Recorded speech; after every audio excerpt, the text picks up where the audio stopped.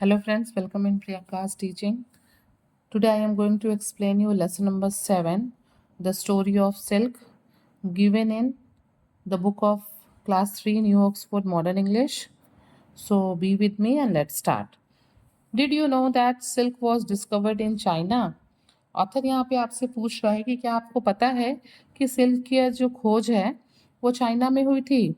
A long time ago, in a tiny village in China, there lived a poor girl belonging to a weaver's family.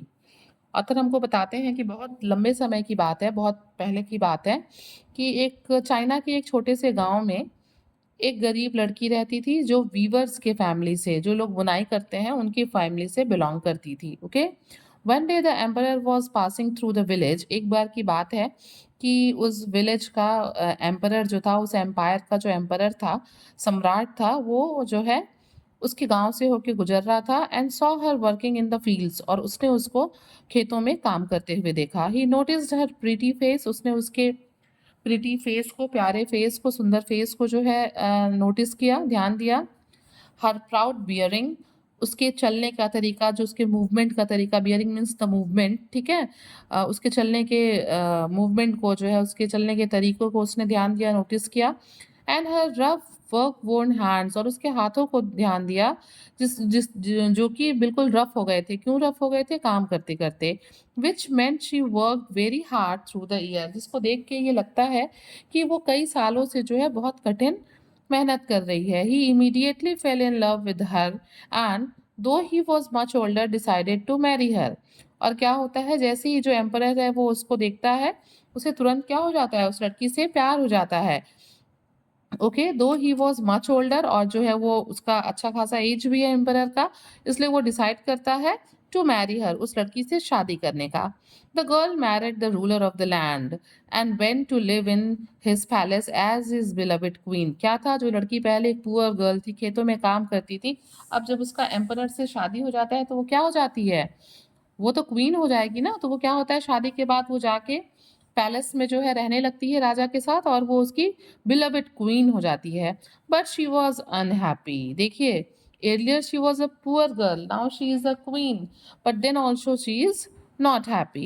She had grown up in the wide open space of the countryside. Author यहाँ पे बताता है कि वो जो है एक बहुत बड़े, एक खुले जगह में पली बढ़ी थी, ठीक है, अपने गांव में, अपने कंट्री साइड में वो एक खुले बड़े जगह पे पली बढ़ी थी। And now she was confined to a palace. अब क्या था, उसको एक जगह पे जो है रुक के महल में रहना था, ठीक है, मतलब वो बाध्य थी एक ही जगह पे रहने की। मैग्निफिसेंट दो इट वॉज, जबकि वो पैलेस बहुत बड़ा था, ठीक है, बहुत अट्रैक्टिव था, बहुत ही शांत, मतलब बड़ा था, उसके बाद भी जो है वो वहाँ रहना नहीं चाहती थी, वो सैड मतलब फील करती थी। She was used to working from dawn to night without a moment's rest, but now she had many servants to take care of her needs and did not know how to fill her time.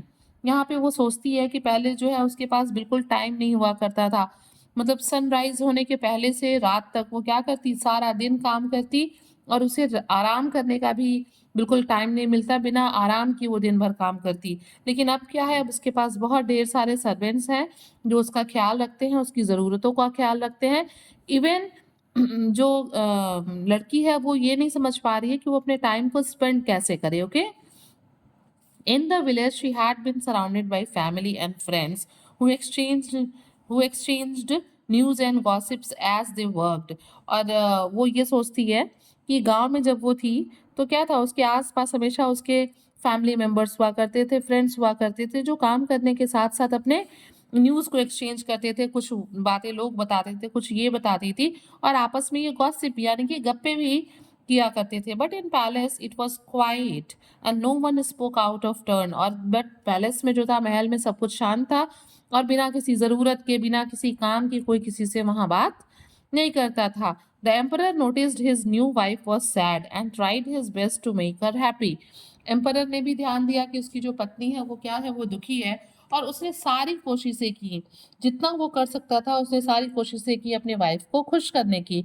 He bought her grand clothes, उसने उसको बहुत अच्छे अच्छे कपड़े ला के दिए, jewels, jewellery दी, artefacts दिए, through elaborate parties hired the best musician of the land to amuse her. Means queen को खुश करने के लिए राजा ने जो है उसके लिए बहुत अच्छे कपड़े, ज्वेल्स और भी इंटरेस्टिंग छोटी छोटी चीज़ें और बहुत बड़ी बड़ी पार्टियां रखी, सबसे अच्छे म्यूजिशियंस को बुलाया कि किसी भी तरीके से वो अम्यूज हो, उसका मनोरंजन हो और वो खुश हो जाए. Yet she was sad but everything was when. सब कुछ राजा का किया हुआ व्यर्थ गया और वो अभी भी क्या थी, अभी भी वो उदास ही थी. One afternoon, the empress sat under a mulberry bush in her garden. एक दिन की बात है कि एक दिन दोपहर में जो एम्प्रेस थी, ये एम्परर की जो वाइफ थी, वो मलबरी ट्री के नीचे, शहतूत के पेड़ के नीचे गार्डन में बैठी थी. Lost in her thoughts about her village. और वो अपने विचारों में, अपने डे ड्रीमिंग में खोई हुई थी, अपने गांव के बारे में सोच रही थी. She slowly sipped hot water from a cup. और क्या की थी, उसने हाथ में कप ले रखा था और वो धीरे धीरे उसमें जो वार्म वाटर था उसको सिप कर रही थी, धीरे धीरे पी रही थी. Steering up at the blue sky. और किधर देख रही थी, आसमान की तरफ है जो है वो घूर घूर के देख रही थी. मीन्स एक टक जो है लुक स्टडीली, एक तरफ लगातार टकटकी बांध के देख रही थी. The girl remembered the birds that flu over her village. और वो क्या है, वो जो है आसमान की तरफ देखते हुए उन चिड़ियों को याद कर रही थी जो दिन भर उसके गांव में इधर उधर घूमा करते थे. Then singing softly to herself, sighing softly to herself, she picked up her cup to take another sip. और फिर क्या हुआ, एक गहरी सांस लेते हुए वो अपना कप उठाती है दूसरा सिप लेने के लिए. ठीक है, हॉट वाटर को दोबारा सिप करने के लिए वो अपना कप जो है उठाती है. But what was this? A cocoon from the mulberry Bush had dropped into the hot water. लेकिन वो देखती है कि कप में कुछ पड़ा हुआ है, वो सोचती है कि व्हाट वाज दिस, ये क्या है. और वो देखती है कि मलबरी बुश से जो एक कुकून है वो गिर गया है उसके हॉट वाटर में. Her first thought was to throw away the water and the cocoon. पहले उसके दिमाग में आया कि चलो ये गर्म पानी और इस कुकून को फेंक देते हैं. But then she took a closer look. और उसके बाद जब वो उसे पास से देखती है, ध्यान से देखती है, and she saw some threads peeping out from the cocoon. तो जब वो ध्यान से देखती है तो उसे दिखाई देता है कि कुकून में से क्या निकल रहा है, क्या है, एक धागा है जो दिख रहा है, झांक रहा है. Where had they come from. अब वो सोचने लगी कि इस कुकून में ये थ्रेड कहाँ से आया. She pulled the threads. वो क्या करती है, वो इसी क्यूरियोसिटी में उस थ्रेड को खींचने लगती है. दे वर थिन, स्ट्रॉन्ग एंड शाइनिंग. ये जो थ्रेड निकल रहे थे कुकून से वो बहुत पतले थे बट वो स्ट्रॉन्ग थे, बहुत मजबूत थे और शाइनी थे. She kept pulling and a long line of thread came out. और वो क्या करती है, उन धागे को खींचना जारी रखती है और उस कुकून में से एक लंबा थ्रेड निकल के बाहर आता है. Now the empress has a great idea. अब इम्प्रेस के दिमाग में एक बहुत अच्छा आइडिया आता है. She would take the thread from many cocoons and weave soft strong cloth for it from it. और वो अब सोचती है कि मैं ढेर सारे कुकून इकट्ठा करके उससे थ्रेड्स निकालूंगी और उससे जो है मैं बहुत मजबूत सॉफ्ट क्लोथ्स बनाऊंगी. She called her servants. अब वो क्या करती है, अपनी नौकरों को बुलाती है. And everyone got to work. और सबको काम दे देती है कि वो कुकून ले आए. They took cocoons out of the mulberry tree. जितने भी सर्वेंट्स हैं वो मलबरी ट्री से कुकून को ले आते हैं. Drop them in hot water. उसको गर्म पानी में डालते हैं. And remove the threads. और उसमें से धागों को रिमूव करते हैं. They gathered a fair amount of yarn. और धीरे धीरे क्या होता है कि वो बहुत अच्छे खासे अमाउंट में यार्न को, धागों को कलेक्ट कर लेते हैं. Then the queen ordered a special weaving machine and wove the first piece of cloth using this new thread. और क्या होता है, उसके बाद जो क्वीन है, जो एम्प्रेस है, वो वीविंग मशीन ऑर्डर करती हैं और उससे वो पहला पीस ऑफ क्लॉथ जो है वो वोव करके, बुनाई करके तैयार करती हैं. This was how silk the best and biggest form of cloth was weaved. और इस तरीके से जो है पहली बार सिल्क का सबसे बेस्ट और सबसे ब्राइटेस्ट यानी कि सबसे अच्छा और सबसे चमकदार जो है कपड़ा पहली बार तैयार किया जाता है. The manufacture of silk spread through out the China. और अब क्या होने लगा, पूरे चाइना में जो है सिल्क जो है वो तैयार किया जाने लगा, बनाया जाने लगा. It was the cloth that only royalty could wear. ये मतलब इस तरह का कपड़ा था जिसको केवल रॉयल लोग ही पहन सकते थे. And was much in demand in lands far away as Rome. और अब धीरे धीरे क्या हुआ, इस कपड़े की जो डिमांड थी वो बहुत दूर दूर तक, मतलब रोम तक फैल गई. ठीक है. The route through which silk was traded between China and Europe through Asia was called the silk route. जिस रूट के थ्रू सिल्क का जो है बिजनेस किया जाता था अदर कंट्रीज से, यूरोप से और एशिया से, उस रूट को जो है सिल्क रूट कहा गया. हम इसको एसएसटी में भी सिल्क रूट के बारे में पढ़ते हैं बच्चों.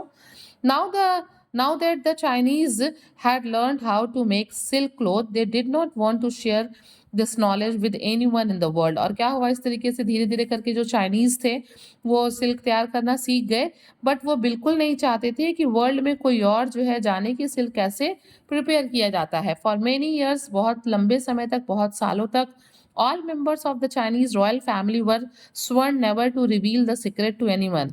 ठीक है, और बहुत लंबे समय तक जो रॉयल फैमिली थी चाइना की, उन लोगों ने ये क्या लिया, ये स्वर्ण शपथ लिया कि वो किसी से इस सीक्रेट को रिवील नहीं करेंगे, खोलेंगे नहीं कि ये सिल्क कैसे तैयार किया जाता है।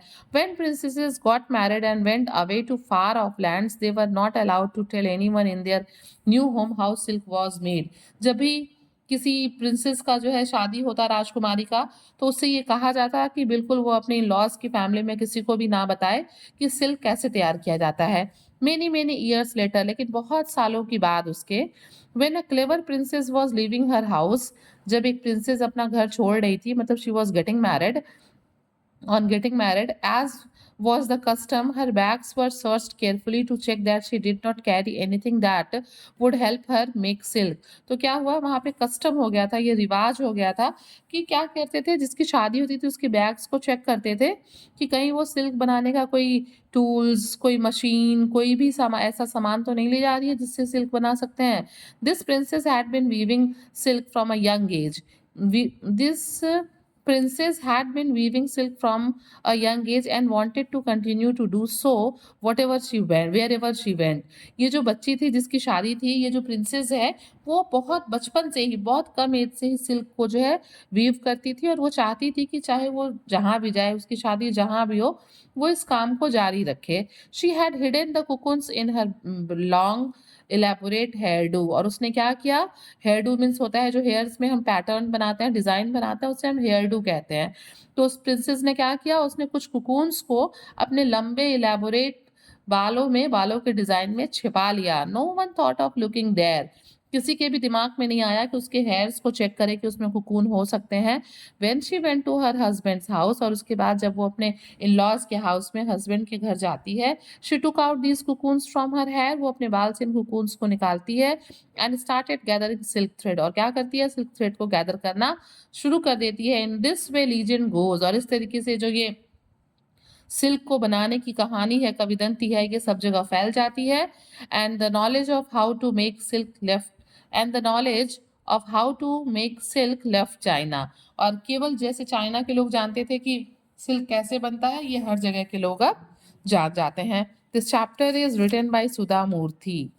Friends, it's a wonderful chapter. With the help of this chapter, we can come to know that how silk was discovered. And if you like the explanation, please do share to others. And very thank you for watching.